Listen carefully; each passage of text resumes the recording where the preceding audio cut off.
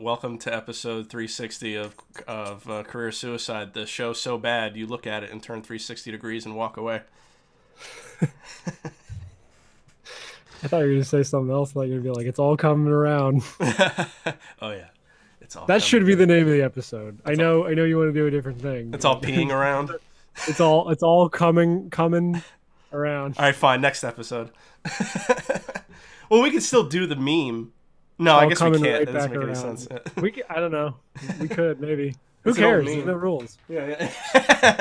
No rules. Where's that fucking spiky-headed loser who's gonna come in here and tell us we can't have fun? I didn't invite him this time. Good.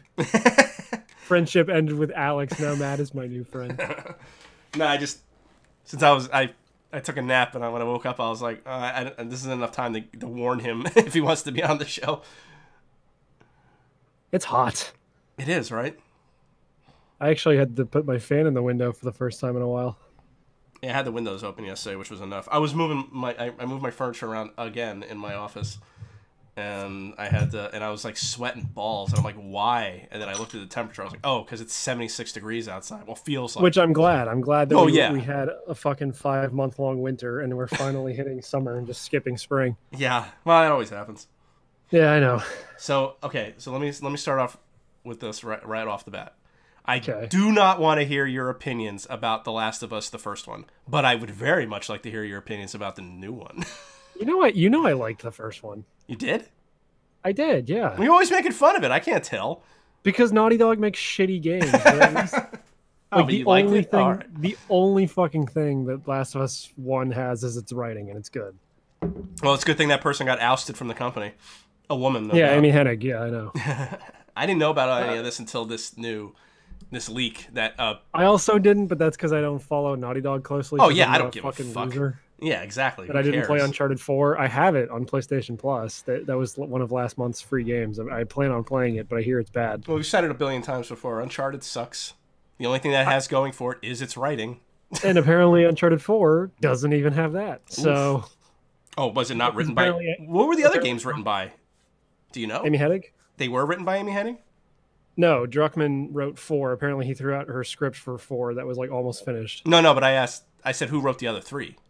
Oh, Amy Hennig, yeah. Oh, okay. She's also done Legacy of Kain. Yeah. So, okay. So, there are no women.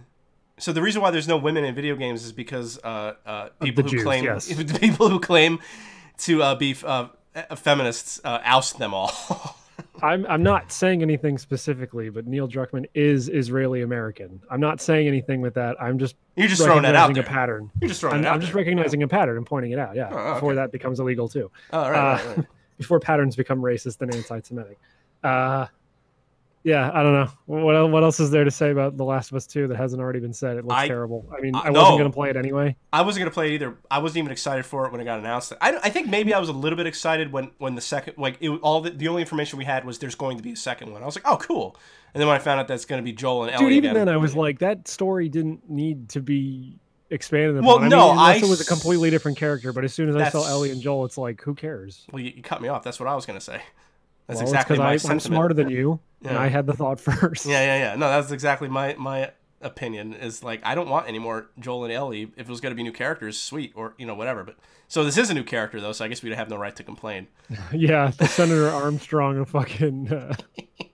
I assume you've seen those memes. Oh, I love all the memes. The newest one I saw was like a muscle woman in I assume GTA, and the ball has been modded to be Joel. The golf ball, God. And it's her swinging a golf club at Joel. It's hitting him like making 300 the mother feet. Of all omelets here, Ellie. Can't fret over every dead Jew. It's so I assume that Ellie's girlfriend is Jewish, because look at the nose. But I like how the actual woman is I find her very attractive. The one they based her off of.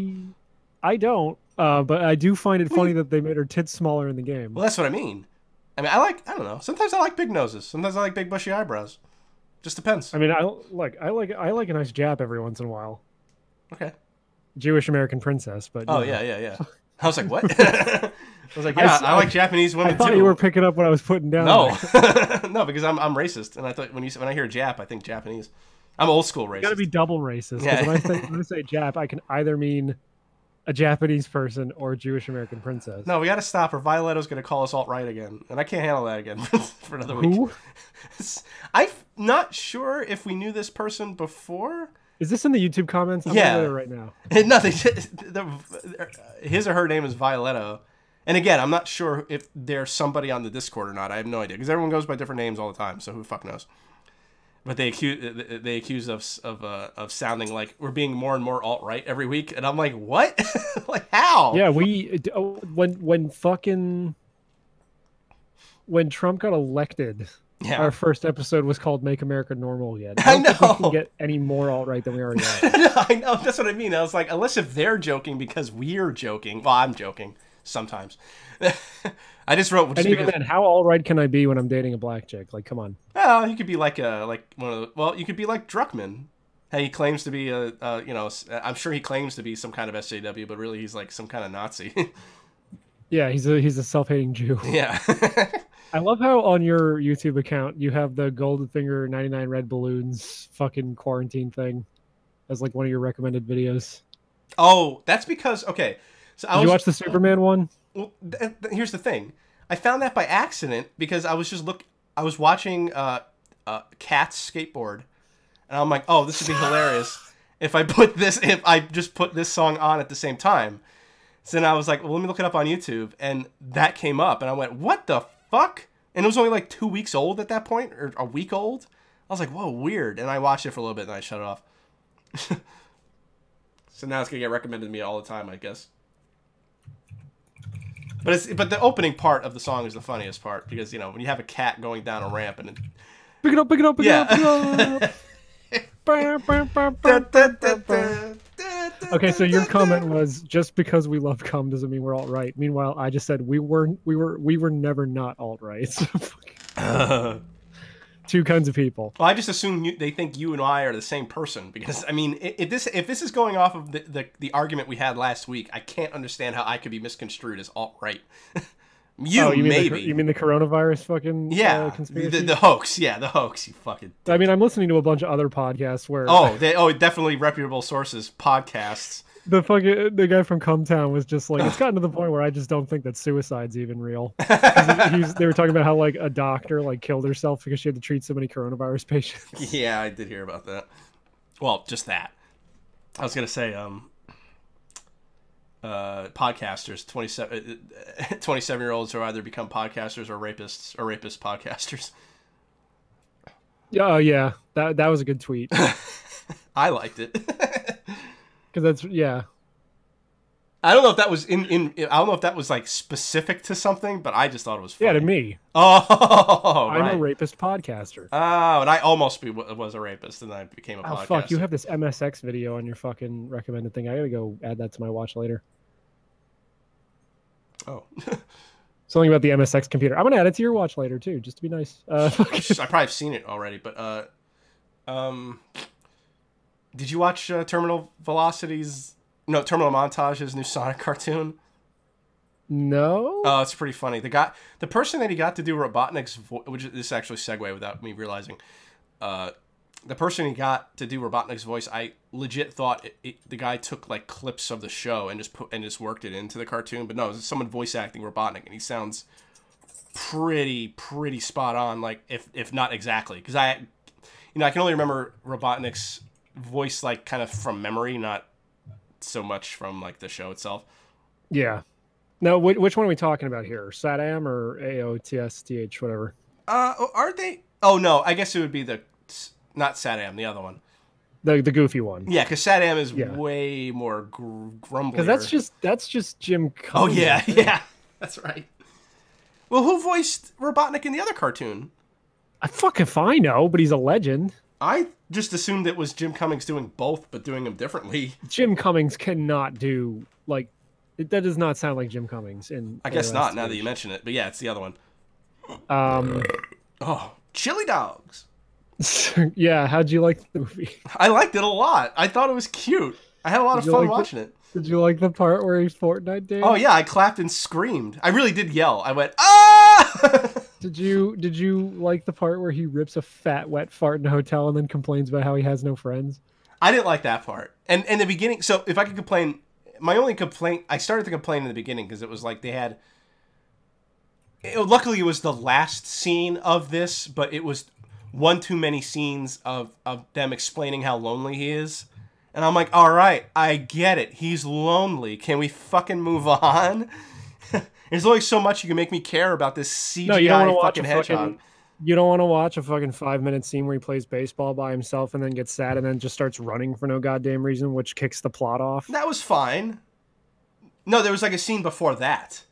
And he's talking about how sad he is or something. Oh, no, maybe it was that scene. I saw the movie in theaters. Cool. I saw the movie before we weren't allowed to leave our houses. I liked it. I mean, I thought that was the last movie I saw in theaters, I think. Oh, shit. I thought it moves pretty quick, too, pun intended. And now that the Trolls sequel has killed the movie theater industry, that's probably the last movie I will ever see in a movie theater. I fucking hope so. Red Letter Media talked about this. They thought that $20 when a movie comes out, that's reasonable. And I'm thinking that's reasonable if you if you like have a family. Or maybe it was $20 total. I mean, I grew up in the 90s. I remember when movies only cost like under $10 to go see. Yeah, that's what I'm thinking. Like including snacks. If they start streaming new movies like as the norm, I'm not paying $20 to see a new movie to stream just for myself and Christina. Yeah, that's ridiculous. It should be like, because a movie ticket costs $10 and then you just buy the snacks yourself. Yeah, I mean, I guess they have to assume. I guess what they're working into the price, maybe if I had to guess, was that most people don't go to the theater alone. So you're spending minimum $20 to see a movie because you're probably no. I mean that's what they were saying, $20, and then it could be like, oh well, because one person could pay $10 and then just stream the movie to a house full of people. Okay, then yeah, I guess you know what, $20 really isn't that bad. Now that I think about it, I'm only thinking about it because it's like it's me spending the $20, and I wouldn't buy a $20 ticket for myself. But I guess now if I can turn into conspiratorial dystopian Mitch again, they're gonna get us to get those fucking They're going to get us to have those fucking RFID chips implanted in our hands. I knew you were going to fucking say that. They're going to use our fucking Kinects and our PlayStation Eyes and all of this other shit to be like, how many people are watching the movie that you're buying to rent? And then you got to hold up your hands so they can get an accurate count of how many people are actually in the room. They wouldn't do that. And then they got to scan the whole house because you could have people hiding in the bathroom or whatever. Oh, maybe they would do that because I mean that always online stuff that Ubisoft does is pretty shitty. They will try to do that. They'll try to do it, but they're going to try, and it's gonna ruin movies for at least a year. Yeah, you're just right. like remember the online pass shit they did on like new games on the PS3, like around 2010, 2011, where it's like you can't buy the games used or you don't get the online pass code that lets you play the multiplayer. They'll try it, and those don't exist anymore. They'll try to do it. It's not going to work, but they're going to try. Anyway, I like the Sonic movie. I liked it better than the Pikachu movie. I didn't like that movie. I really can't understand that. And maybe it's because I'm more of a Sonic fan than a Pokemon fan, but I'm just sitting there, or rather, it's more the fact that Pokemon's world is so easy to translate to ours that like it wasn't weird having Justice Smith talk to a Pikachu voiced by Ryan Reynolds, whereas Sonic's world doesn't need to be ours, but they did it anyway because people, again, I think I said this on another show, but people aren't going to understand this movie about a talking blue rat unless he's in bumfuck Montana.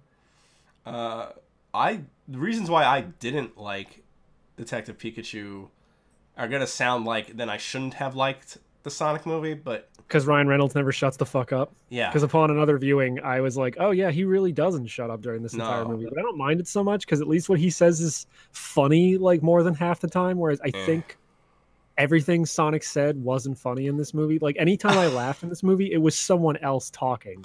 Okay, but like and the one time that I got a genuine laugh was when the crazy old man holds up the drawing of Sonic and it's the Sonic drawing, and I was like, okay, that's a great joke. I thought Sonic was funny because I like Sonic when he's like not funny, like when he's annoying. I don't know. I never found him funny. Like in the Sat-Am cartoon, he's obnoxious. I mean, yes, but like as a kid, I guess I didn't mind. And like, well, sure, me neither. There's at least I think there's an episode of like Sat-Am where like he's like trying to get the SWAT bots to shoot him, and then he jumps away really quick, and they shoot like something that was Robotnik's, like a door or something, and he's like, "Oh, now it's broken. See ya." And I'm just like, damn, that's good. Like, Sonic doesn't like Sonic doesn't do that in this movie. He's just like, you are the Eggman. You are the man who is in an egg. This is how we justify calling you Eggman once in the entire movie. Oh, I don't know. I thought it was cute. Who cares?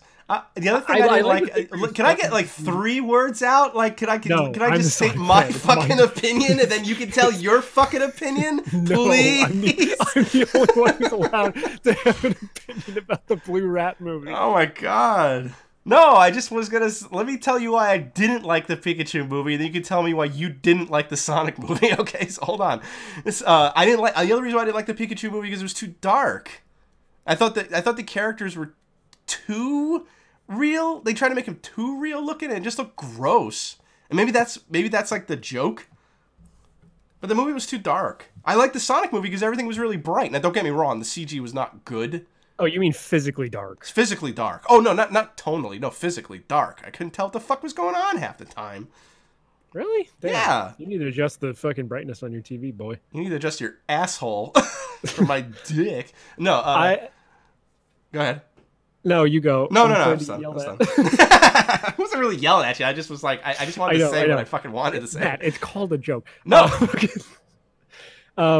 I wasn't really into the whole realistic Pokemon designs at first as well, but then the more I saw them, the more I realized they probably make a lot more sense in a live action Pokemon movie than like truly like just making them look like weird plastic creatures. Well, all right, yeah, fair enough, but some of them still weird me out. Like I don't like the Greninjas and how creepy they are, but it's also like that's probably what they'd look like. So yeah, I mean, like I'm against these people who are like, I took this video game character that is designed a very specific way and I made them look grimdark and realistic and edgy. Like we always complain about people taking like, look, I took Ocarina of Time and I put it in the Unreal 4 engine. Now it looks like shit. Yeah, but I don't know.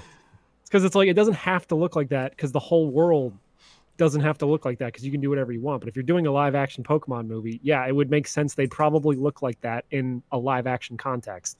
Sonic, at least I think when they finally redid him, walks that fine line between he looks like Sonic, but he also has like realistic textures, so it's fine. Yeah. He still sticks out like a sore thumb, but like I'd rather him look like that than what they had originally. And I still want to buy the Blu-ray just to see if they put that fucking cut on there. I don't think they did because I didn't see any like screenshots of it. But goddamn, that's a missed opportunity if they didn't do that. I don't know if the Blu-ray's out yet. I think I saw a spot for it at Walmart, but it was all empty. Actually, I couldn't find Battle Angel Alita there either. I was going to get that. Oh man, I tried watching that. Is it bad? I couldn't get past like the first 10 minutes of it. Oh. Because I actually do genuinely want to watch that movie. I'm past the point of like, man, the eyes look weird, where it's just like, yeah, it went up against Captain Marvel and people were saying it was better than Captain Marvel. And Captain Marvel was like trash, just boring. Yeah. So there's 2 ways that Alita could go. It's either so bad it's good, it's like fun in a bad way, or it's fun in an actual good movie way. I don't know. It's Robert Rodriguez and James Cameron. So it's like, I don't know. They seem to have more hits than misses. Yeah, I mean, maybe if I'd gotten past the first 15 minutes of it, but I just couldn't handle it. Well, I'm also talking to a man who has 0 patience whatsoever. Yeah, I know. Like, I know, we that's were what I'm saying. House do it within the first 10 minutes when they're setting up the plot. You're like, when are they going to get to the fireworks? I don't know how you watch The Color Out of Space with that kind of attitude. Nick Cage. Well, yeah, but it's a slow burn. But it has Nick Cage. It already has something I like. He doesn't go full on Nick Cage until like halfway through that movie. Let's talk about that movie because I liked it. Yeah, I liked it too. My friend, and I don't think Christina really dug it all that much either. But I just want to ask you, Nicolas Cage's performance was weird. Like when he starts getting like frantic, he almost. I thought he sounded like Trump. That's what I read after the fact. Apparently, he was supposed to be his dad. Okay. But it's definitely Trump, or at least if it's not specifically supposed to be Trump, it sure as hell sounds like it, and that's just funny. Yeah. While I'm watching it, I'm like, is he supposed to sound like Trump? And I think I said that too. And then towards the end of the movie, I'm like, oh, no. He's supposed to sound like his father. Okay. Because Corey figured that out when eventually he's like, he's yelling at the daughter, then he snaps out of it. He's like, that's not me. I'm not my dad. And yeah. Like, oh, okay. I didn't know what he was doing. I'm like, what is this weird Jewish voice he's doing? I liked it a lot. And like, I mean, I wouldn't say it's great or anything because I think we watched Dr. Sleep and The Color Out of Space like back to back. Oh Jesus! Or if not back to back, like one weekend and then the other weekend. Like Doctor Sleep. Color Out of Space is fucking trippy, and I can't imagine how trippy Doctor Sleep is, considering it's like a sequel to The Shining. Honestly, it's not that trippy. Weird. It's not that trippy. Really? It's you didn't see Doctor Sleep yet? No. Oh, Doctor Sleep. My friend, he said I never heard of this genre before, or at least I don't know. I'm sure I've seen movies in this genre, and it makes sense that he would call Doctor Sleep a dark fantasy movie, not a horror movie. And it has horror elements, but I've described it as X-Men if it had horror. Because it's like they're fighting with mind powers and stealing people's essences. It's not like there's a ghost in the beginning. Like, you have to do that because of the Shining shit. Yeah. But like, it's really not. It's like kind of like a superhero movie, honestly.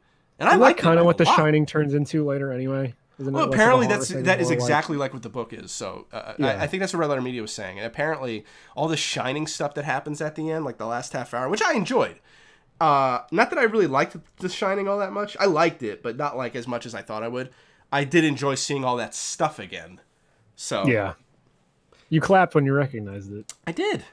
I'm mad when I have to reference fucking Castle Super Beast or whatever. But it's true. Is that who made that? I thought that was Red Letter Media. They might have co-opted it from Red Letter Media. I have no idea, but that's what they were talking about when Ready Player One came out. And I'm like, I hate that I have to reference that because it is true. It's true. No, but Color Out of Space was cool. I liked it. It's got some very disturbing parts. Oh my god, yeah. But Nicolas Cage's acting like adds levity to parts that definitely shouldn't have it. Where it's like, I don't want to, but he shoots something and then he says a thing, and I laughed out loud, and I'm like, man, that was a fucked up scene. But that's okay, because like H.P. Lovecraft is scary, but it's also a little goofy. So why not? Why not laugh a little? And it did a good job sort of adapting the like weirdness of Color Out of Space, something like that. Yeah. Oh yeah. Where it's just like you can't even really visually quantify it, and I mean like they did because they have to. Yes. But it was filmed in a way where it's like tell, don't show. Yeah. No, they did a great job. I like that. Yeah. I think you should watch Mandy next, because I said I like this movie way more than Mandy, and Mandy's kind of similar. I thought Mandy was the same director. Apparently, this is the dude that got like kicked off the island of Dr. Moreau from like the 90s. No way, really? And this is his like first major film since then. Oh my god, because I saw that whole story on YouTube. I forgot who put that video up, and I watched the whole thing. I was like, that's bizarre. Yeah, it's that guy. Mandy's apparently the dude who directed that Beyond the Black Rainbow movie that I also want to watch. Yeah, I didn't like Mandy. I liked it visually. It's got the trailer for it is on the Blu-ray I bought. So if I hadn't already given it away, I would have just sent it to you or something. Well, because I turn on the Blu-ray and then I just see Nicolas Cage sitting by a fire with like a girl covered in blood, and I'm like, is this the movie? Or it's Mandy? Okay. Well, again, like the last half hour, awesome, but like I thought the last half hour was going to be the whole movie. So then again, like Color Out of Space took a while to get going, and when it gets going, it cranks it the fuck up. But there's things that are in there that get you through to that point, but I especially love when he's eating the fruit or the tomatoes and he's like, it tastes like shit. He's just throwing them in the trash. Slam dunk. Yeah. Oh god. So I have certain some grade A Nicolas Cage cheese in this fucking movie. I have certain preconceptions when I sit down to watch a movie. So like I can sit through a slow movie longer when it's a horror movie than if it's something else. Oh, but not Hausu. Oh. Yeah, fuck you. All right, fine. You caught me. I tried to explain my bullshit and it didn't work. If I got Color Out of Space because I couldn't find a copy of Alita on Blu-ray at Walmart. They only had a DVD, and I wasn't about to just buy a DVD. Oh no! And it was a toss-up between Color Out of Space and The Lighthouse. The Lighthouse is on Amazon Prime for free.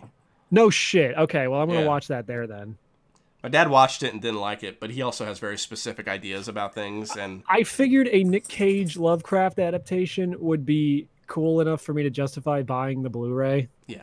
And you guys, both you and Bob, seem to like it very much. So I'm like, I'll probably like this regardless. I want to buy it. By buying the disc. I want to buy that and Dr. Sleep. I'm just you know, I didn't buy anything for like a whole month, and I saw what my credit card bill looked like, and I was like, wow, that's not bad. It's the same thing happened to me because I worked like a 60-hour week the same week that I got my fucking stimulus check, and so, that includes a bunch of holiday pay because I worked on Easter. So I was like, I'm just gonna buy a bunch of Switch games and all this other shit. I have yet to get my stimulus. I have not gotten it. No shit, yeah, really? I guess I'm just not getting it. I don't know. Ah, that's weird. Yeah. We checked the mail like once a week, and I finally got the letter that said like, "Hey, your shit came direct deposit." And I'm like, I already know it came April 15th, like whenever it was supposed to. I mean, at this point, I don't need it, so I'm not upset. But I was gonna buy. I was gonna buy a longboard skateboard. What? Yeah. Who are you? So I didn't talk about. Oh, that's right. I think it was like we didn't have an episode last week because we've been doing this every 2 weeks, and I think I said, "Oh, I've got big plans too." And I didn't say what it was. I had a dream. I had a dream that I was skateboarding in a store, and I woke up and I'm like, I'm getting a longboard. Do you have any skate parks near you, or like what? Oh, a longboard. You can just, those are cruisers. Yeah, but I know where you live, and there's not a lot of sidewalks. That's all right. I'll figure it out. There's a skate park near me, and I told the story on the podcast about how like the kids keep tearing down all the shit that the police put up so people don't use the skate park. Oh yeah. And I'm just like pumping my fist when I drive by every night after work. Like, yeah, get them. To the kids. Yeah. Owning the police. Actually, my friend from work has a longboard, so he's gonna let me borrow it first whenever this is over. So yeah, I really just want to ride one. Maybe I won't buy one. I don't have my skateboard anymore. When we moved, Corey was like, "Are you ever going to use that thing?" And I'm like, "Realistically, no. Like, I want to keep it, but I'm never going to use this thing." So I got rid of my skateboards. Now it's like, no, we live like a block and a half away from the skate park. I'm like, God damn, I wish I'd kept my skateboard. There's a great bonus video, a couple of them actually, on Tony Hawk 4, which I played near the end of last year, where it's the Neversoft guys like trying to skate and being terrible at it, or good at it, surprisingly, in some cases. Yeah. So I watched, well, I guess one of these isn't a horror movie, but I watched 5 movies that I remember watching anyway, that I wrote down.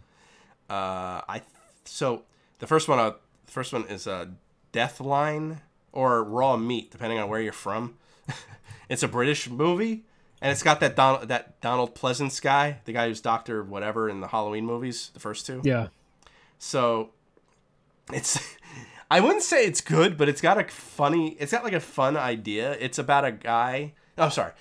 So, it's people disappearing in the like the English. What do they call their subways? The tubes.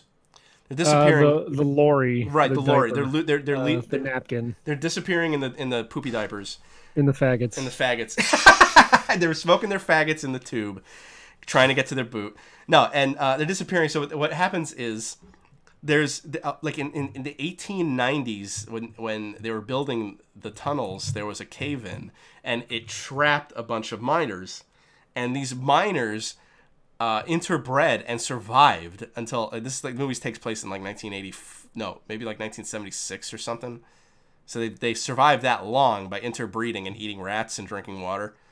So they're like animalistic. There's only 2 left at this point. And then the guy's wife dies, and really, so I don't know why he's like kidnapping people, but he's like kidnapping them. Oh no, they're cannibalistic. So they finally find an opening. They finally make an opening, and he's able to slip through a small opening to get to where the other actual people are, and he's eating them. And It's just, what makes the movie fun is Donald Pleasence. He's like a hard-nosed detective, and he's just so sarcastic.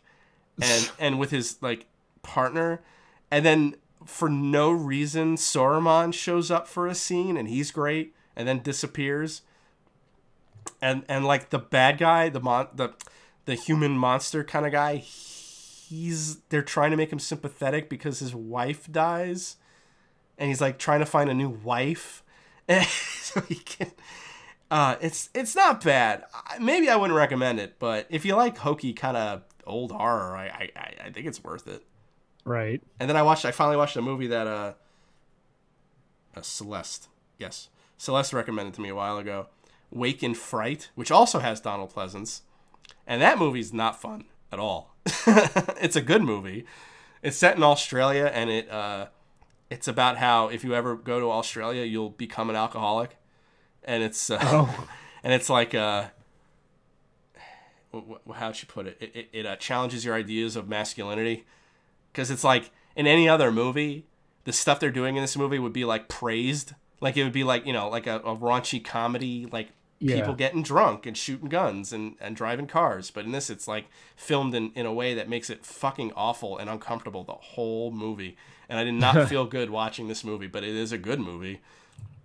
It actually did something really good, and I have to warn people, I did not expect this. I didn't know it was going to happen. And I feel like this is a trigger warning, and I feel bad for saying that, but it truly is.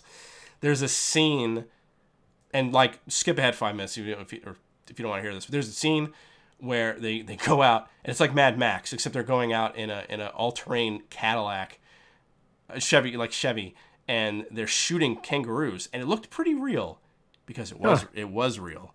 Cool.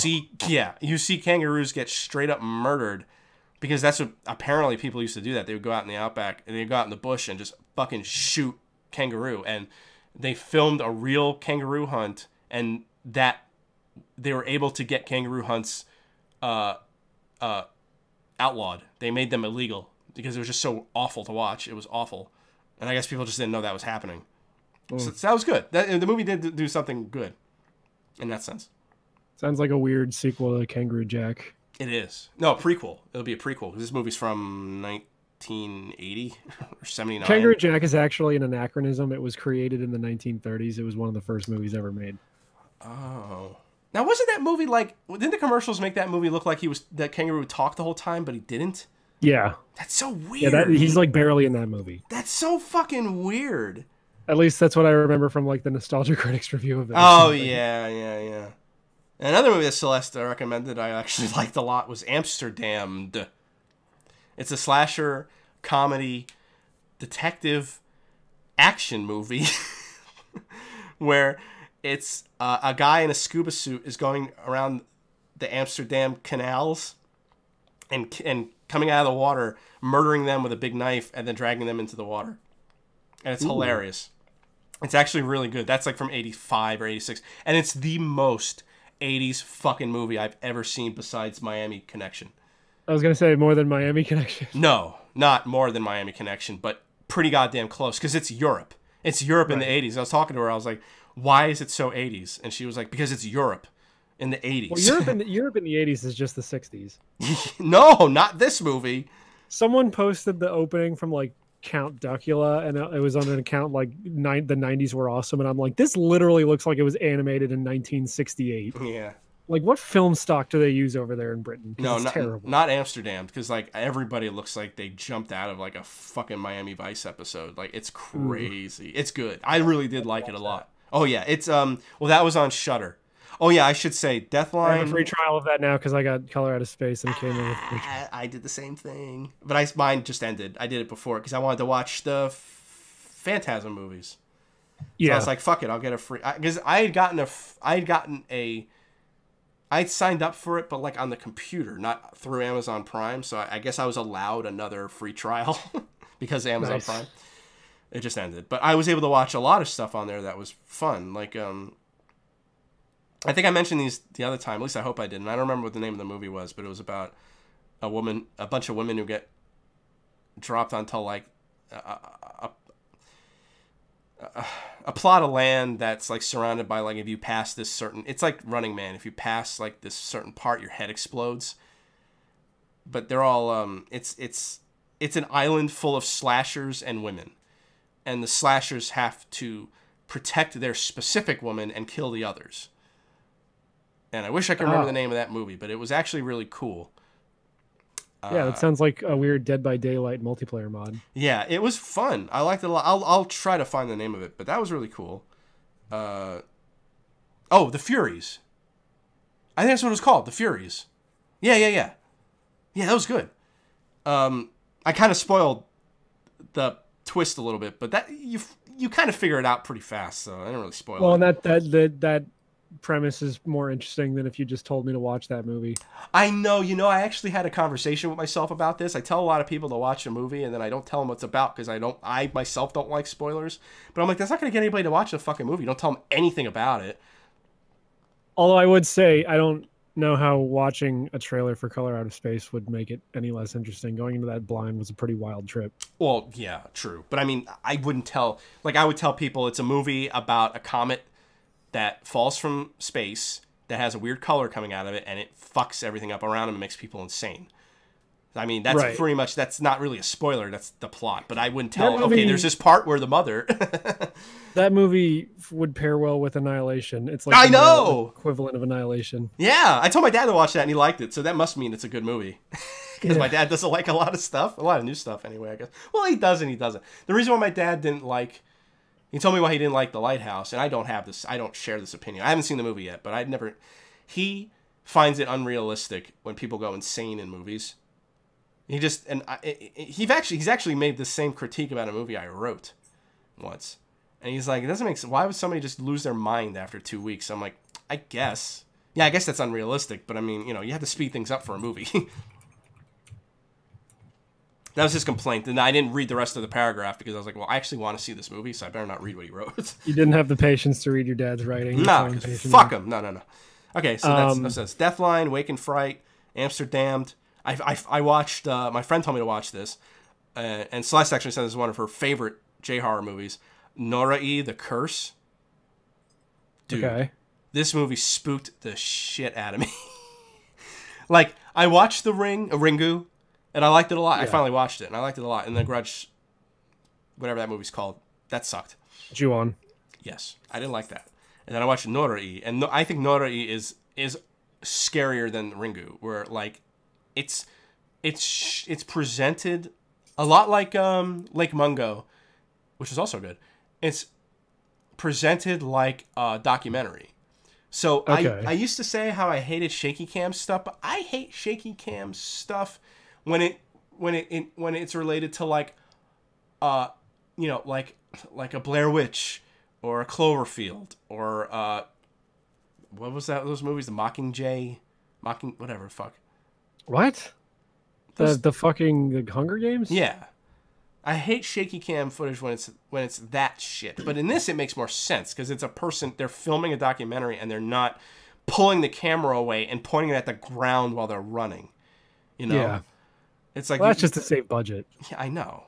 But in this, it was like, when something spooky happens, it's a camera. Obviously, it's a camera that's been set up to film these two people while they're watching found footage on a TV. And then they slow down the footage and they show you something spooky in the background. It's like a documentary. It's really cool. And towards the end, like, so I started piecing things together, which I also like. A horror movie's good to me when I don't know what the hell's going on in a fun way. And I'm like, what the fuck? What is this thing? Because the plot is this. So the main, I guess if you call him a main character, the guy who's making the documentary is a paranormal investigator who's written books and does specials and stuff. And the last one he ever did, this documentary he filmed was about a town, an old rural town that got flooded when a dam was put up. It got flooded and buried underwater. And the only survivor, there's been survivors, but they used to do rituals there to like keep a demon at bay. And one of the survivors, he's trying to track down the survivor and figure out what happened, because there's always this curse. Like, if there's a curse, and whenever anybody finds out about it or is involved, something bad happens. Yeah. So that's the main thing. But it's cool because it's like, it's a little bit of Ringu, like some, but it's like, those Japanese variety shows. I know you know what I'm talking about, where they have like the people in the corner and they have all the words across the screen. I mean, like a picture-in-picture of the people. Yeah, they recreate that. And it's so cool to see that. It's just it makes it feel so real. And then at the end, when they kind of reveal what's been happening, and how they shot it just spooked the fuck out of me. Like, I had to go to I was done with it. Like, I didn't even watch it all that late, but I couldn't really sleep. I did, of course, but I had to like kind of fall asleep on the couch instead of going upstairs. I went upstairs to the bathroom. And I'm thinking, like, I got the door closed, and Christina was home. She's at work. And I'm like, and right before I opened the door to leave the bathroom, I go, how scary it would be if the thing in the movie was on the other side of the door. And I opened the door, and it was. No, I opened the door, and I look down, and all I see are Minnie's eyes looking at me because she's a black cat. Oh. And I went, oh! Like, it scared the shit out of me. I got scared of baby. And then Kitty comes around out of like the corner, and I go, hey! Scared the fuck out of me. Movies don't do that to me generally, so right. I liked it. Japanese J-horror. I think Hausu was too goofy and. Well, yes, and I already knew a lot about it. I already knew a lot about it. If I went into that movie blind, I would have enjoyed it more. I wouldn't even call Hausu scary. It's just fucking surreal in a way that's supremely entertaining to me. Ju-on I found more boring, and especially after watching Ringu. Speaking of, you had one more movie, right? Yes, which is actually funny. We Are Still Here is a newer movie from 2015, which is similar to Norai. It's about a town that's cursed because when they were building, they released a kind of ancient evil. And, well, it is a spoiler, but basically it's a ghost story. It's a ghost movie, but, which is what's really funny about this is that, so like the first half hour, well, even the first 10 minutes, very slow. Very, very slow. But I'm watching. So you were hovering over the stop button on your remote. A little bit. And I'm like, but I tell myself, I was like, you know what? I haven't watched a movie like this in a while. It feels like a classic kind of 70s horror, like ghost movie. And not that I enjoy those all that much, but seeing it, it's set in the 80s. Or, no, it's actually set in the 60s? Yeah, set in the 60s. I'll watch a... Well, the 80s in Japan are just the 60s. Well, this isn't a Japanese movie. This is a or maybe like a Canadian movie or something. Well, Canada in the 80s is just the 60s. It's true. So it's like this couple who recently lost their son. And they're an older couple, too, which is I actually found kind of nice. It wasn't like two 20-year-olds moving to a big-ass fucking house. It was like two older people who in the 60s could conceivably own a house this big. They were maybe like in their 40s, maybe late 40s. So they move into this house, and spooky shit starts happening. Like their sons, like the woman keeps saying, "I can feel our son. I feel him in this house." And the guy goes, "We moved out of New York because they moved into like a small town. Like we moved away from the city, so this shit wouldn't happen anymore." But they don't argue. Like they don't hate each other the whole movie too, which is also nice. And it's not shot like a traditional horror movie where it's like shit's jumping around. And anyway, it's very a throwback for sure. So like their son's like picture that he didn't like gets knocked over and broken. The mother's alone in the house. She's cleaning, and like the baseball that she thought she put away suddenly rolls down the stairs, and I'm like, this is cute. I think I can get into this. You know, it's funny. And then the half hour mark, shit fucking goes wild, and I'm like, what is this fucking movie? It's not a subtle horror movie at all. It's not a subtle movie. It's not a subtle movie like I thought it was. And what's funny about that is when I looked up reviews, I found a review, unfortunately, from the Roger Ebert website, and it said the same thing. It's like the first half hour might make you think this is one of them subtle horror movies from like those indie filmmakers, but it is not. And I'm like, yeah, it ain't. And I actually, what was funny about that, when the shit hit the fan, I actually shut it off. I was like, oh, that's stupid, because I didn't expect it, and it wasn't the kill. It wasn't the first kill that bothered me. It was the second kill. Now I didn't understand what was happening yet, and that's why I got mad. Once I understood that it was so, like, to me, if you set up something like horror movies have to have rules, otherwise, how can the people how can the people fight it if there are no rules? Like ghosts have rules, you know, like poltergeists can't leave a house, like they're tied to that house, or if they're haunting the person, that's fine. This is like based on movies and stuff. I mean, I'm not, you know, I'm not saying you can't break the rules, but I prefer it when there are rules. But this is a curse. Curses apparently can follow people and infect other people, right? Or they can curse, or a whole town could be cursed. So that explained why there's this part in the movie. Again, skip ahead 5 minutes if you don't want to hear. But there's a person who leaves the house after another person gets killed in a car. And as she's driving down the road, the ghost appears in the back seat and kills her. And I'm like, that's bullshit. You can't, a ghost can't do that. But once I found out the whole town is cursed, I'm like, oh, all right, yeah, okay, fair enough. And it just gets wilder.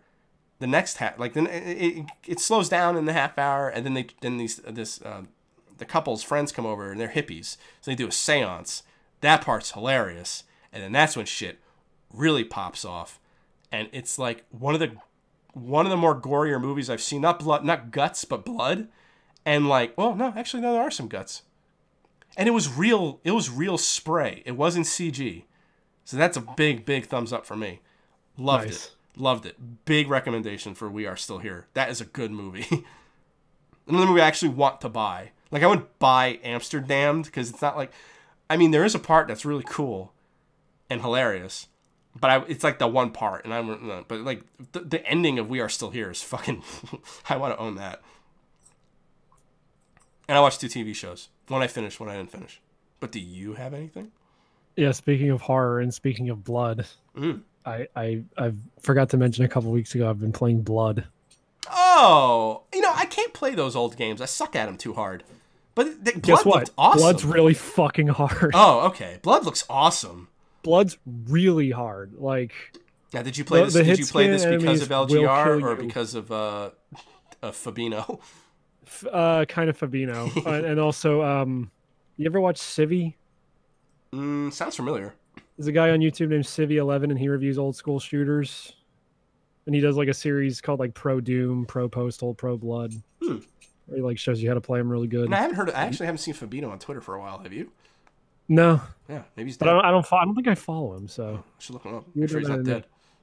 But Blood's fucking fun. It's just really hard. Yeah. Like, hit scan enemies will kill you super goddamn fast in that game if you're standing out in the open. But the weapons are all really cool. Like, you get a bundle of dynamite and like throwing that and exploding a bunch of dudes with it. When you manage to get like the holding down the mouse button for how far you need to throw it, that feels fucking awesome. The flare gun's cool because you just shoot a couple flares into a dude and he just lights on fire. It's got a great shotgun. Like, all the weapons have like an alt fire. Oh. Yeah, like you get an aerosol can with a lighter. It basically just becomes your flamethrower. But if you do the alt fire, he lights the can on fire and just throws the whole thing like a grenade. Cool. It's fucking awesome, but damn if it's not super goddamn hard. Like, one of the hardest old school shooters I've ever played. Yeah, I'm bad at all those. The only one I'm not like particularly awful at is like Duke Nukem 3D. Yeah, and it's the same engine. It's the build engine. Yeah. But like, it's apparently one of the hardest build engine games. Oh. And Stephen White, or I think that's him, voices Caleb, the main character, and his delivery on everything is just fucking great. Like, when you walk in the fucking funeral home in the first level, and he's just like, open for business.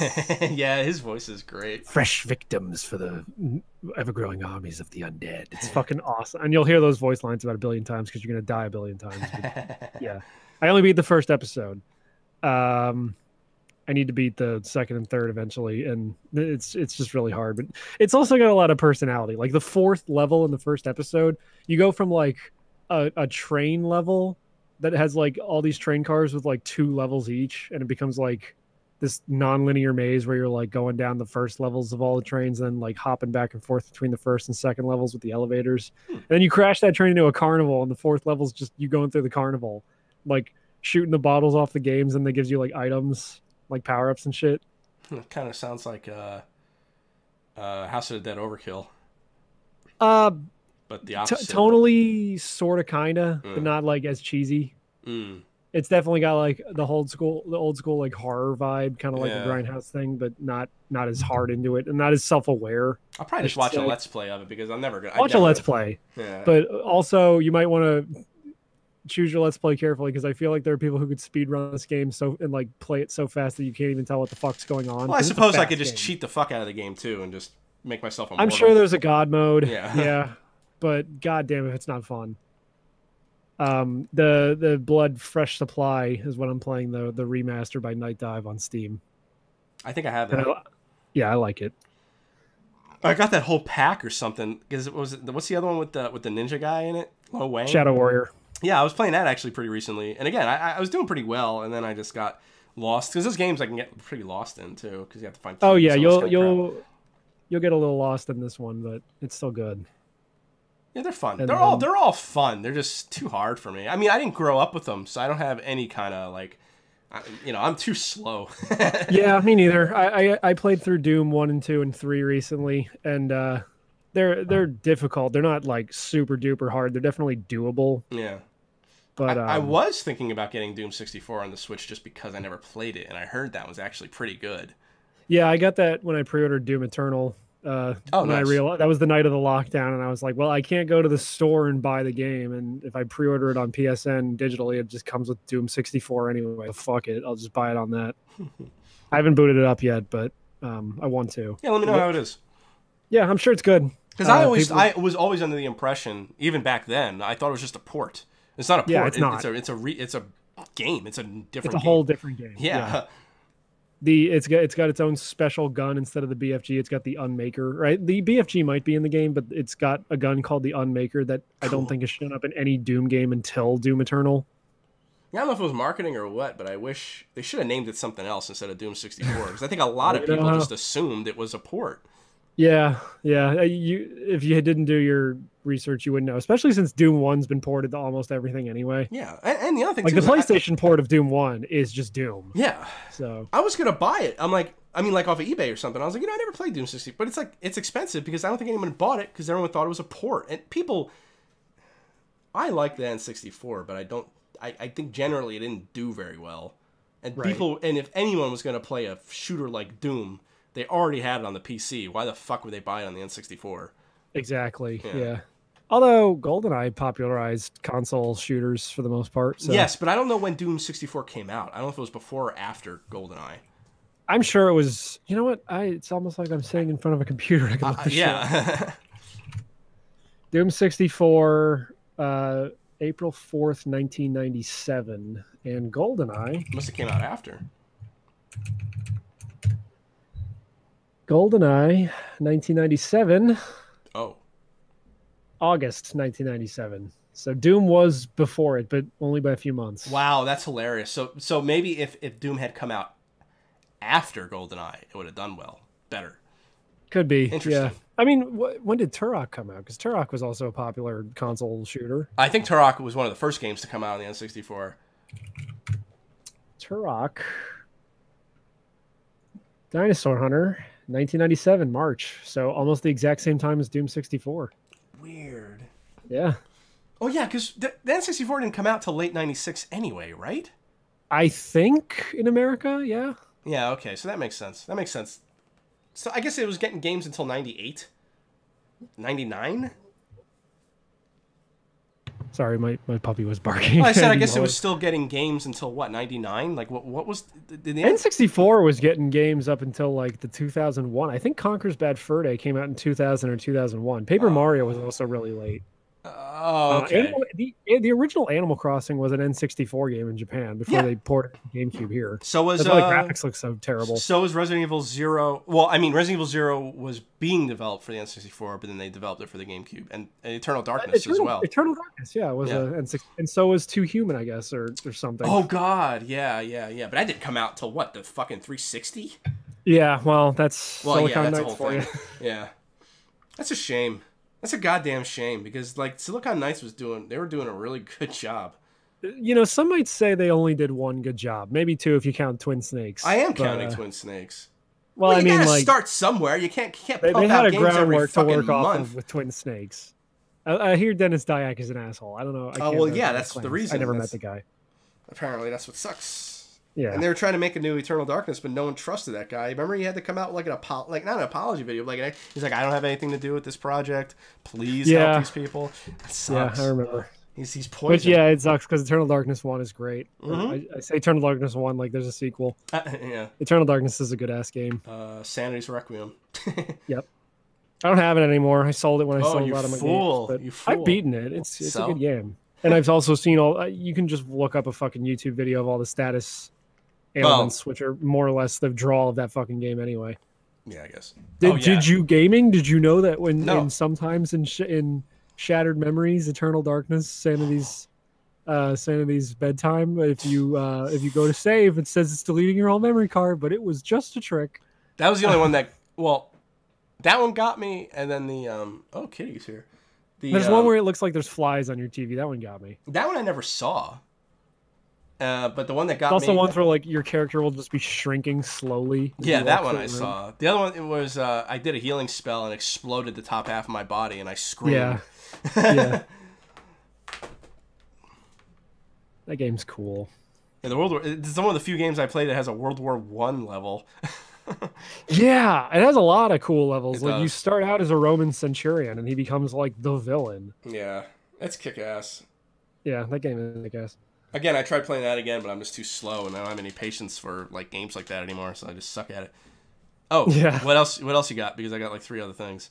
I started watching a TV show again because I bought it. I didn't. I only watched like 2 episodes so far, but I got the first season of Code Monkeys on DVD because I saw Amazon had it on Prime shipping. What is that fucking show?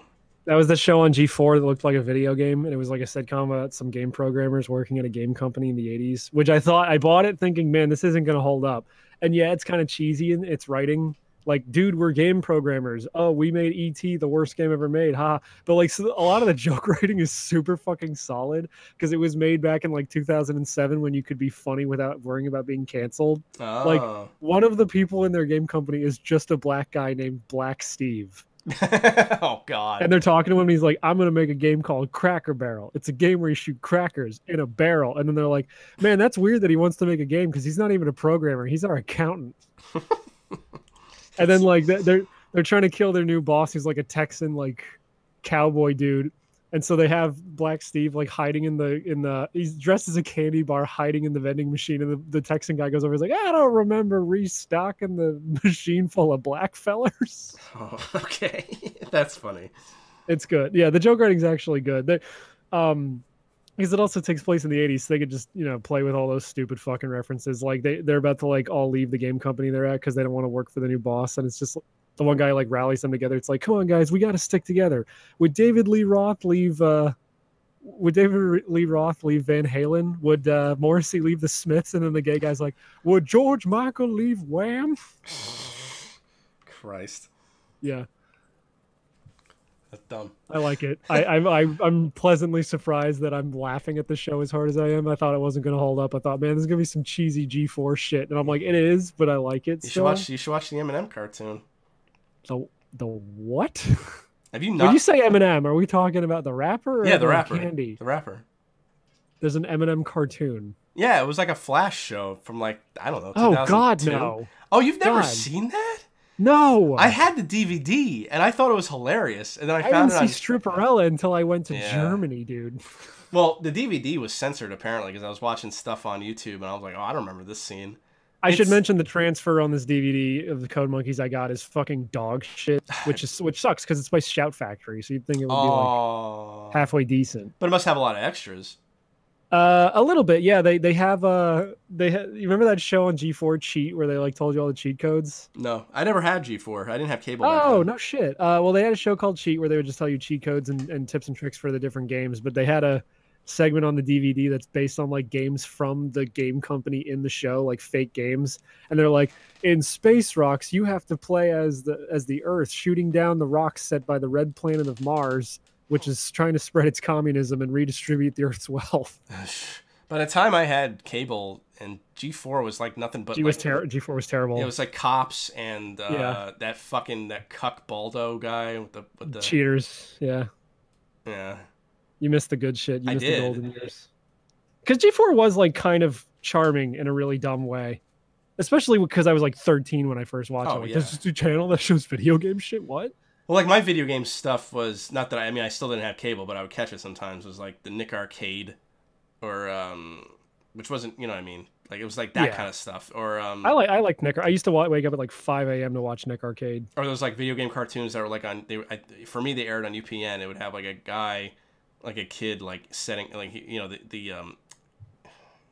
like the Super Mario Super Show, but it was like it was a different kid. Yeah, Captain N. Yeah, it was Captain N and that fucking cartoon with the tomato from. Oh yeah, Movie Bob talked about it once. Yeah. And then this DVD of Code Monkeys, the first trailer on it is the fucking trailer for the Sam and Max show. So purchase worth it already. Shit. That show's good. I need to buy that fucking Sam and Max DVD set. It's good. I still didn't finish the whole show, but it's really good. Yeah, well, I just like Sam and Max. Yeah. Even though the show is not nearly as funny as like the games or the comics, I would still get it just to watch that show. Well, the games are something else. Yeah. Or the game, I mean. Well, no, the Telltale ones are good too. No, I didn't play those. I'm just saying, I only know the first one.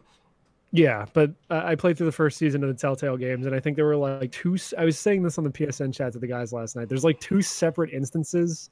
I forget the context, but like the phrase "pennies on the eyes of a dead mime" comes up in like one episode, and then it comes back like in the last episode of the season, and I'm like, that's funny. Like as a password. Sam's just like, pennies on the eyes of a dead mime, and I'm like, that's really funny. That's funny.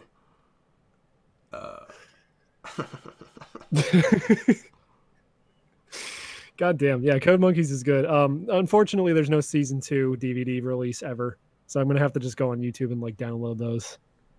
Oh, it did get a second season though. It got a second season. There's no DVD release of it. I checked Shout Factory's website. There's only the season 1.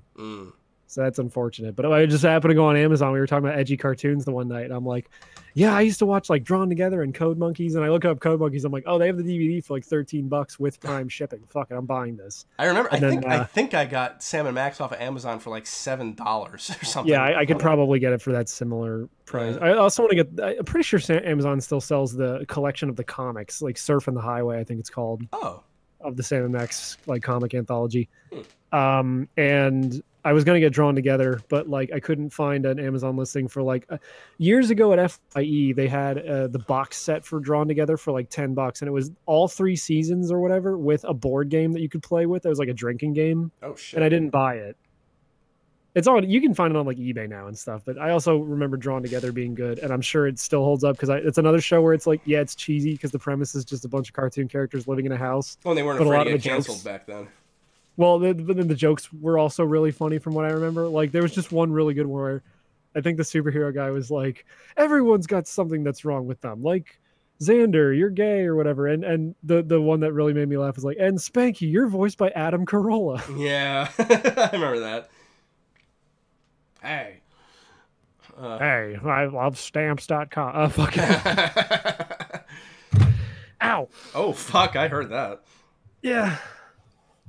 Sometimes I like to kneel on my chair instead of sit in it, and I lifted my leg up and I got an owie on my knee because I hit my keyboard. Yeah. Talk about your TV shows. Yeah, I watched I don't know how to pronounce it. I guess it's Seis Manos. It's like a Mexican anime, but it's made. I think it's the same. Well, yeah, it must be the same animation studio as Castlevania on Netflix. Oh, yeah. It's called Seis Manos. I mean, I don't know Seis means. I know Manos means hands or whatever, right, or whatever. No, you're thinking of that shitty. Oh yeah, that T3K did. So that was good. It's pretty violent. It's about It's this town in Mexico that gets taken over by like satanic fucking monsters, like possessed people. It's good. That could be cool. The main bad guy is voiced by I can never remember his name. We were just talking about fucking Rodriguez too. You know, Trejo. Danny Trejo. Yeah.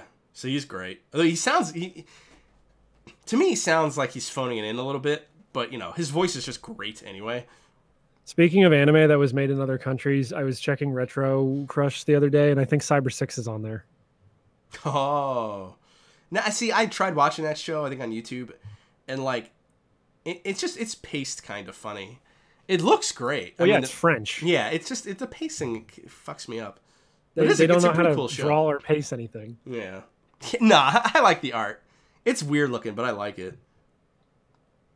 I saw a hot take tweet about how, I should have figured it must have been available on something as people started talking about Cyber 6. And I was like, the fact that Cyber 6 wasn't a lesbian is a crime. And I'm like, okay. Oh, yeah, wow. Wow, yeah, great. Yeah, welcome to 2020. Here's your fucking pamphlet. You must have just woken up from a coma. I can't believe that fucking RDJ did blackface and nobody called him out on it. I was waiting. I've been waiting for years for that to break and for some stupid kid to find that movie. I watched that movie. I can't believe how old that movie is, first of all. I watched it like maybe 6 months ago or something, and it's hysterical. Okay, I was hoping it still holds up. Oh, it's so funny. Like I've seen it before. It's like we hate all those people now. Like we hate Jack Black and Ben. I mean, I remember Jack Black being the least funny person in that movie. Yeah, but he's getting shit on the whole time. It's so funny. Exactly. Yeah. That show is good, and my friend told me to watch The Dragon Prince. Now, this was something I avoided because I was like, But it's good. I think it's made by the same people who did Avatar: The Last Airbender. Dragon Prince? Yeah, The Dragon Prince on Netflix. These shows are on Netflix. It's it's a fantasy. God, why can't you talk about stuff that people watch, like Tiger King? I watched Tiger King. Oh, you did? I watched the whole thing. I've seen this Dragon Prince show. I haven't watched it, but I've seen. I have to kind of shut my brain off because it's right. I mean, not my brain. That part of my brain that hates bad animation, because it's like it's riding the line of it, like it's like you're watching it through a strobe light or something, because it's like the CG cell shaded stuff, and they're like where they don't use all the frames. Yeah, where it's like kind of choppy on purpose. I fucking hate that. Really? Yeah. I think it can work in certain contexts, honestly. I think it worked for Land of the Lustrous. I think it works probably for Beastars because that's the same studio. I fucking hate it. I hate it. They seem to know what they're doing. Now, in certain shows like Berserk, it doesn't work. That's the worst of them. Yeah. That's because they're barely animated, even though they have barely any frames. Yeah, I only notice it. I notice it every once in a while, then I have to tell myself to ignore it. Because the show's really good. I have to. God, I hate referencing Castle Super Beast now. But like, who are they? I don't even know who they are. That's the Super Best Friends show. Sans Matt. Oh, he's the worst one. Well, because he stopped being friends with them, and then they formed a new show called Castle Super Beast, which was the exact same thing. No, yeah, that's right. Now he's Matt McMuscles, the most ironic name for a fat fuck I've ever heard. I know. But anyway, they said something smart, I think, when they were talking about Land of the Lustrous, which was like it's the studio they're animating it choppily to conserve the frames for all the good shit. Well, yeah, when there's action, kind of makes sense. When there is action, it's not choppy, but like that's when you can. That's like a stupid excuse. Like it's not like there's a barrel of frames that you're gonna run out of. No, but too many of them. It's something where it's like, because if all animation that was 2D was animated that smooth, it would take forever. That's why you get like random moments of Sakuga. So maybe we're just so used to seeing shit like that's why they animate it like that. They animate it choppy during parts where they don't need to go and flex, even though they don't have to animate it that way, because it would just be like, well, the whole show is smooth. So when you get those moments of cool action in Sakuga, like it's not special anymore because the whole show's animated that smooth. What the fuck ever? That's stupid. And I remember shows that would animate everything that were CG, like Stormhawks, and it was like, yeah, who cares? I think it's different when it's a CG show because, yeah, obviously, when you're talking about anime, like older anime, yeah, there's, I consider it more like a style than like no frames.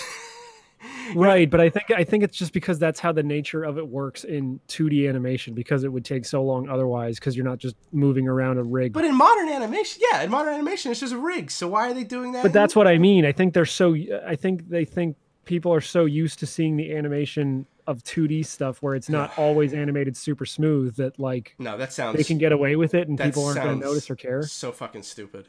I don't know, dude, but I kind of prefer. Who said that? The fucking bald redheaded one. No, I don't know. Sounds like something fucking retarded that one would say. All right, Wooly's all right. Wooly's okay. I have nothing against Wooly. He seems to be the fan favorite anyway.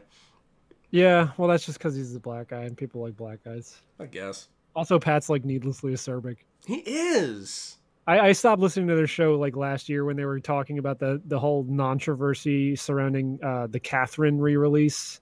And people were like, oh, they're going to turn a trans character not trans in one of the endings. And then notice how no one talked about that when the game got localized. Oh, notice how that just went away. Well, that's what I was going to say. Like, that's why I didn't say. That's why I'm looking forward to the release of The Last of Us 2.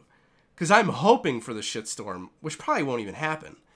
Well, the shitstorm's already happening. But I mean, it's happening with people who pay attention to this kind of stuff.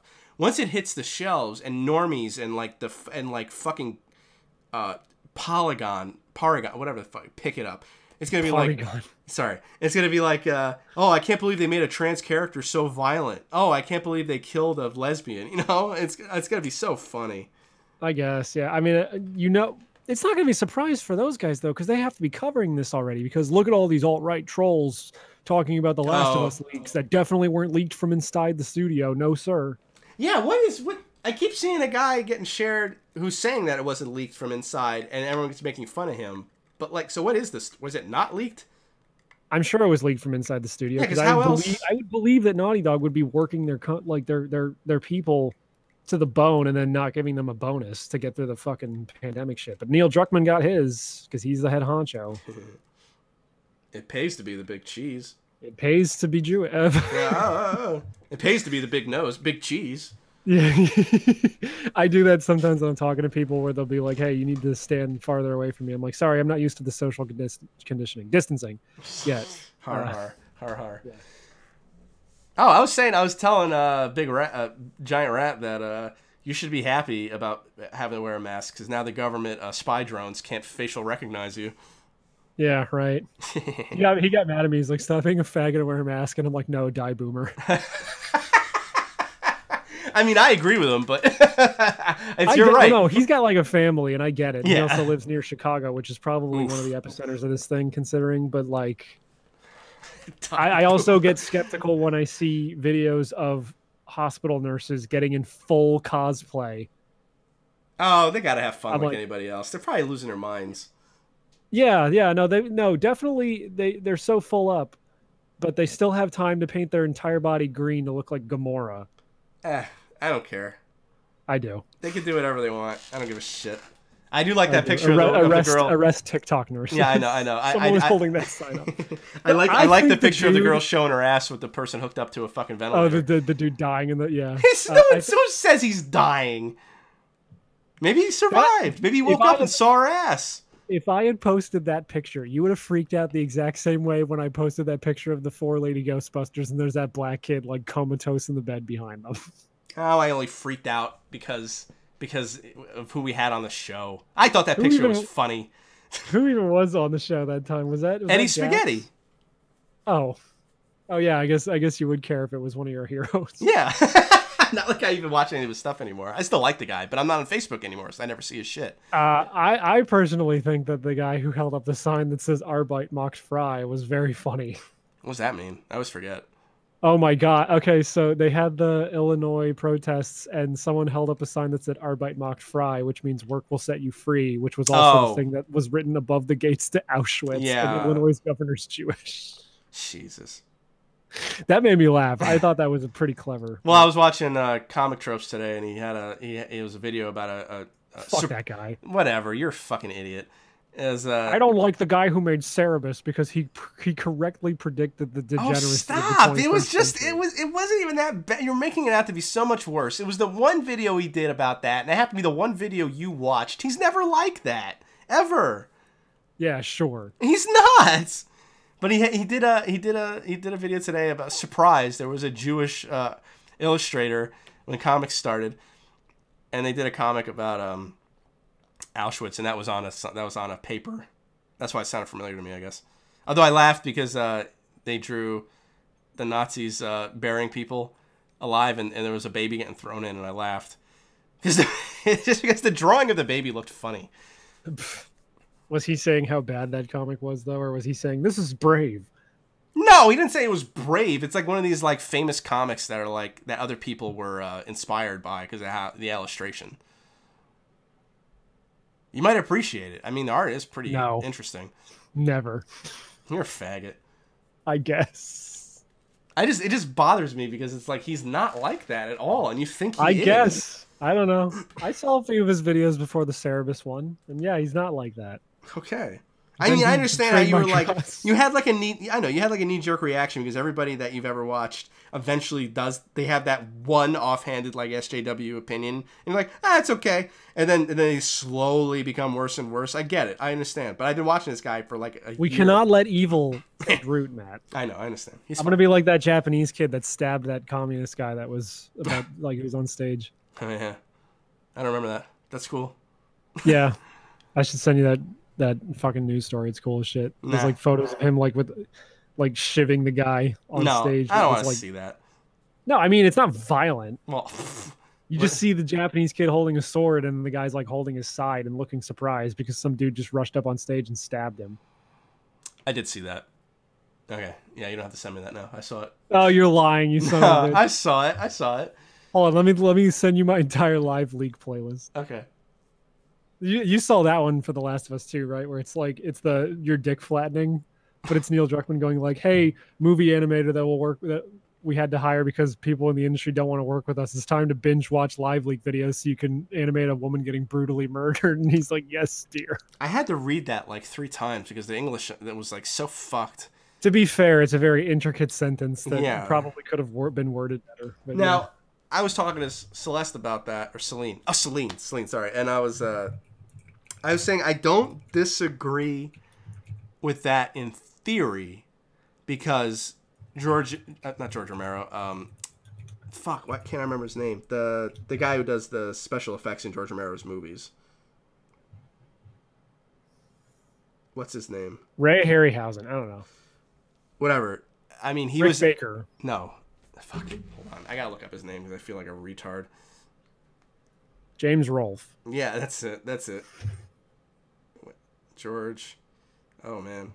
Soros. I love not being. I love that. I mean, thank God I can't type for shit on phones. So when I type GIEOGRGRREMAOR, it knows I'm talking about George Romero. Thank Christ. When I'm having an especially bad day and I'm trying to text someone and I type out a word and one of the like 6 letters is the right one, I almost want to throw my phone down so hard that it breaks. I know. Oh, Tom Savini. I hate this shit. Tom Savini was in Vietnam as a photographer and saw actual death, and he's arguably one of the best special effects artists ever. So I'm not saying that you can't look at actual death and be able to model stuff, but my argument is, for a video game, why? Yeah, I'm just tired of the edgelord bullshit. Yeah. These companies like we live in such trying times. We need to have the darkest, most foul, blood graphics. Like The Last of Us 1 was pushing it. Some of those death scenes you get as Joel, like when a creeper or a clicker, whatever they're called, like just rips your fucking jaw off. Like that's pushing it. That's fucking. But it was still cartoony enough that it was like, oh. I don't even know if I go that far. It was pretty damn close. I don't remember if anything fucked me up, but like I remember the Tomb Raider remake when she gets skewered. That was gross. That's what I mean, though. Every game company's like, we gotta go, Morty, to the. We got to go harder. We got to go darker. And it's just like, can we just have something stylized again? Like, my favorite thing was when they posted whatever the tranny person is in The Last of Us 2 next to Tifa. They were like, please stop with this realistic bullshit. Can we go back to making stylized people? I've seen more women that look like Tifa than whatever that thing is. Well, no one can tell me whether that's a male to female or female to male. I assume it's got to be a male to female. Right. Because you don't get fucking arms like that. Plus, I haven't seen anyone make this joke yet, but like I would really love to know where she's getting her estrogen in the fucking apocalypse. Like, I don't know. I was talking to Kate, and I said, and I didn't mean it this way. I mean, I'm sure she was kidding. And I said, I like how SJWs think that trannies would survive an apocalypse situation. And she goes, dude, they're getting bullied by their own children right now. Yeah, I don't know what that's about. But and she said, "Oh, thanks." I do, and it's funny. She said, "Oh, thanks." And I was like, well, "I don't mean you. I mean you're like self-sufficient and of the earth. I'm talking about like actual soy drinking faggots who think they're women and wear makeup." Can we please start a bluegrass band and have our first album be called "Soy Drinking Faggots"? That's okay. And okay, Violetto, I guess I am alt-right. And you can take this one part of the podcast out and call me alt-right, But I mean, it's like it's so push an agenda like that into something. It's just so unrealistic. Like, well, yeah, that's why it's annoying. Yeah, I know. That's why whenever they're like, why are they mad that we're putting women in your games? Like I guess people are mad that there's women Vikings in the new Assassin's Creed game. I don't care because I don't play bad games, so I haven't played an Assassin's Creed game. But I don't care. But like a woman surviving an apocalypse is fine. I'm talking about a person who is so obviously who is. Go on, they've modeled the character to be in mid-transition. To do that, you need estrogen and surgery and constant. I never looked into it, but I assume people who are transitioning need to take estrogen for the rest of their fucking lives, right? I would have to assume. I've never done it myself. And to get arms like that, she must still have her testicles because you can't. She's not drinking like creatine or anything. She's gotten that buff solely on her hatred for white people. But that's what I'm saying. Like, it's not a realistic. People always talk about unrealistic body types. That is an unrealistic body type for the situation that person is in. Unless if she has a backpack full of fucking testosterone, there's no way she would look like that. Maybe she does. Maybe that's the secret that the Fireflies have been hiding this whole time. I don't know. Maybe.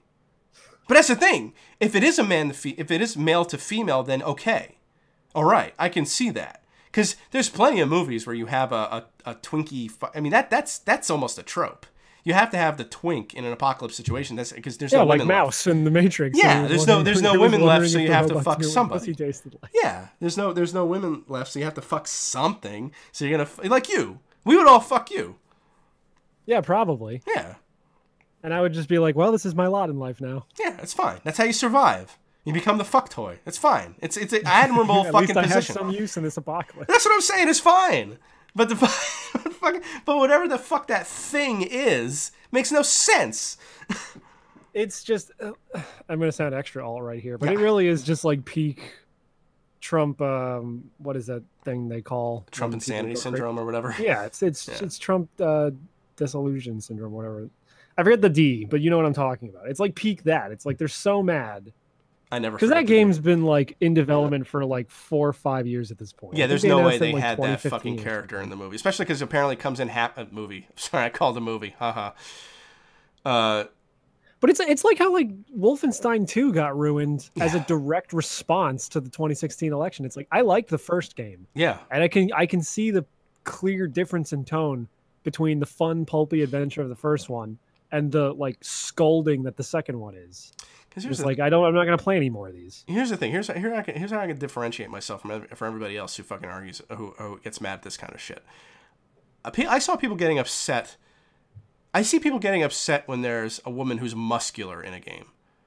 You know, like in Streets. We even talk about Streets of Rage 4. Well, that's because you're gay, so you like muscular women. Well, that's true. That's fair enough. But I'm saying like a muscular woman isn't insane. It's not. It's not that you can't have a muscular woman. It's that this person in this game in that situation makes no sense. That's why I'm complaining. Like, okay, I guess. I mean, you could make the same argument for anybody who, for a man who's like super fucking jacked in the apocalypse. Yeah, it doesn't make much sense because you don't get that jacked without certain helpers. So yeah, I guess now that I say this stuff out loud, you can make that same argument, but it's not as.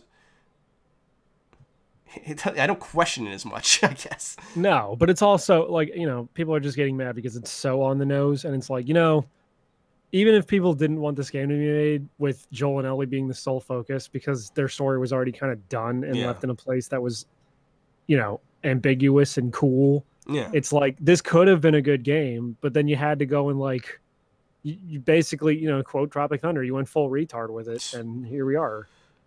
And that's the thing too. Like, I don't want to spoil. I know people want to play this game, so I won't spoil it. What the leaks are, but like at the end of the first one, you're really not supposed to feel good about it. You're supposed to think. I mean, Joel is a bad guy. He sacrificed humanity so that he could have a daughter again. I mean, that's awful.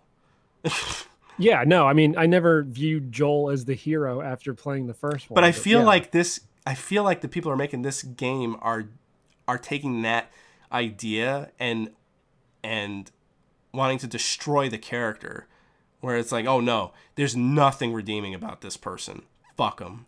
Like, no, I mean, he wasn't. He's not a bad person. He just made a really bad decision. Yeah, like he's not really redeemable after what he did, but he's still the player avatar from the first game, so you're still going to have some sort of attachment to him as a character. I don't know. Fuck it. Like, Nathan Drake's also an asshole, but yeah, people like him. It was one of the reasons why I didn't ask Alex to come on, because I figured we would talk about this eventually. I knew he would not care. You're breaking up real bad. What? Oh, I said this is another reason why I didn't ask Alex to be on this episode. I knew we would talk about this eventually. I knew he would not give a shit. Well, yeah, it's like the biggest news in gaming right now. Yeah. That makes sense. Well, if I'm breaking up now, we should probably wrap it up. I mean, I'm more or less out of things to talk about, I think.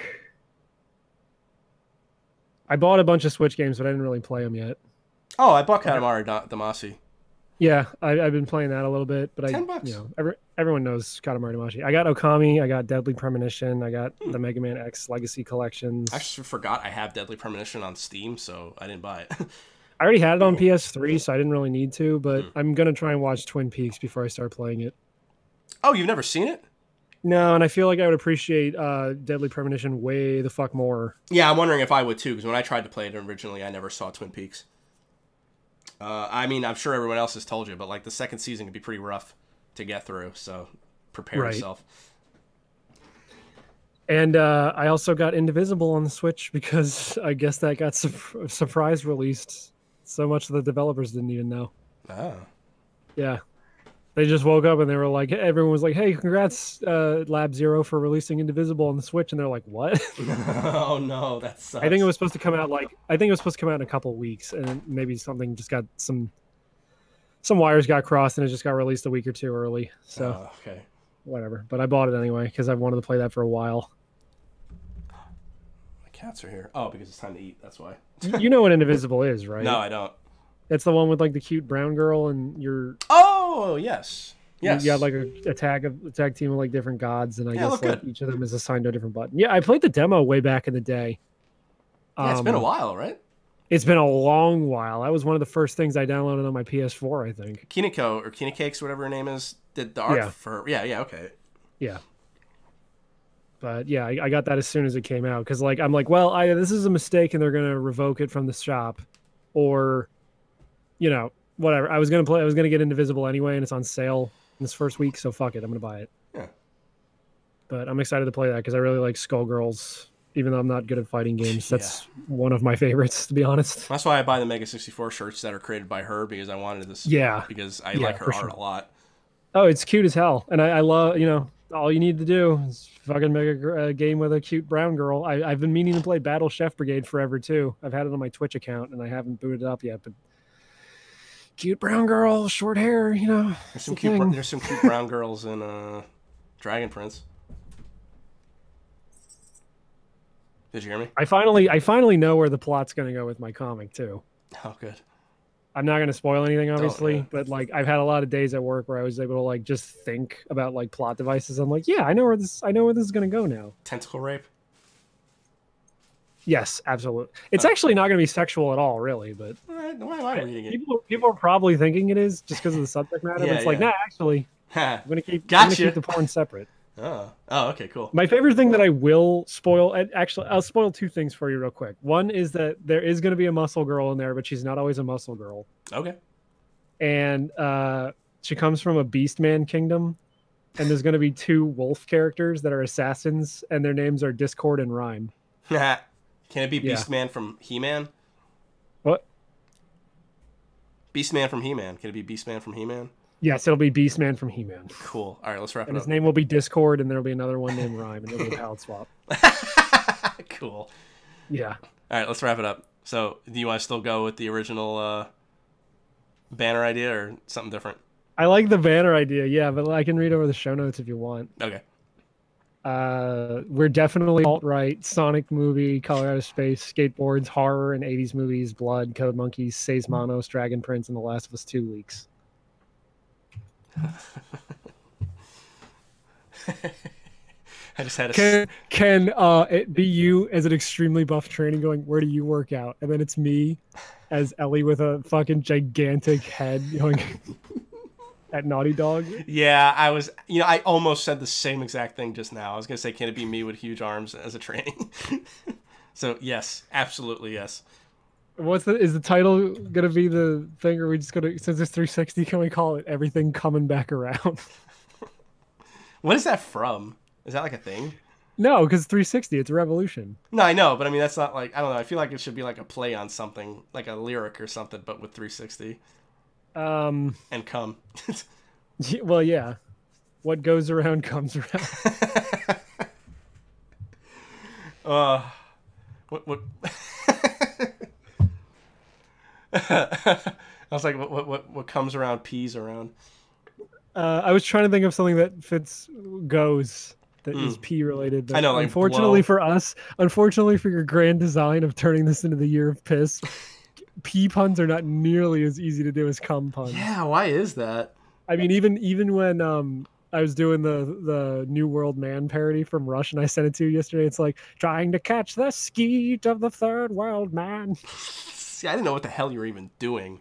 Oh, I was like, what is this? I must be listening to too much Rush. Yeah, I just assume you know what those lyrics are supposed to sound like in text form. No. It's matter you don't like Rush. Yeah, I like Rush, but I never know what he's saying ever. What? I can't understand him. Is it like a dog whistle? Like yeah. it's such a high pitch that you can't understand. I can't understand it. All right, what's the? Oh, Getty. I still like what goes around comes around, but I really want to think of a pun now. That's what I'm saying. 360 no cum or cum scope. 360 goose scope. 360 cum rope. I love how you were like, you said it with such confidence that it made it even funnier. I got it. Eureka. Well, it's like when I said monster cum. Well, because when you said monster cum, there was like you put so much emphasis on the word cum, and I could hear a little bit of laugh in it that it just made it so goddamn funny. I had to find that picture again and send it to my sister. I'm like, damn, I should remake this because I could do way better. Yeah. I didn't even change the flavor text like I did for the yiffing in the boys' bathroom one. Where I made the little flavor text on the picture. They always have something funny like, "Well, it's a dog of a day." Like I made the yiffing in the boys' bathroom today, and you thought it smelled bad in here before.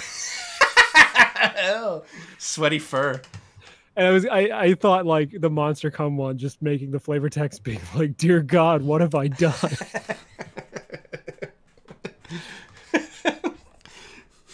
I can't believe that came out of me. Someone get the paper towels.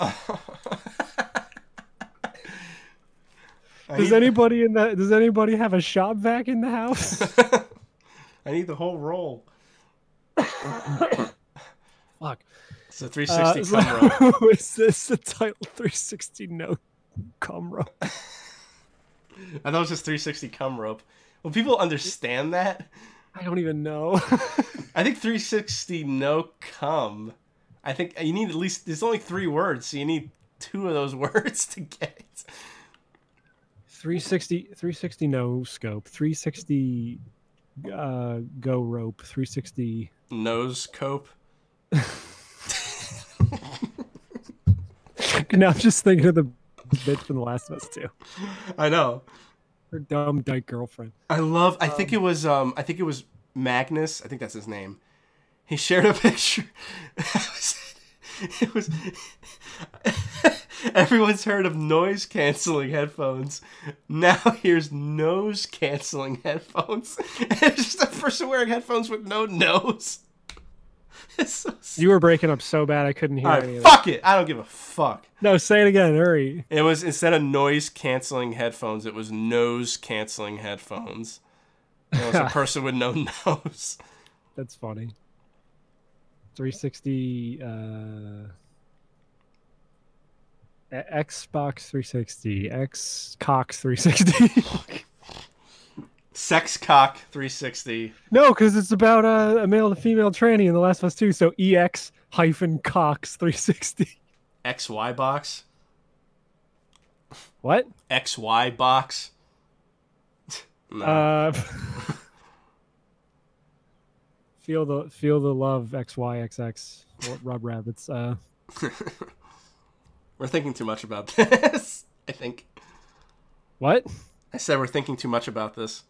I know. 360 nose cope. 360 no balls. Fucking there we go. Okay. All right, can we do 360 no balls? Yeah, sure. Okay.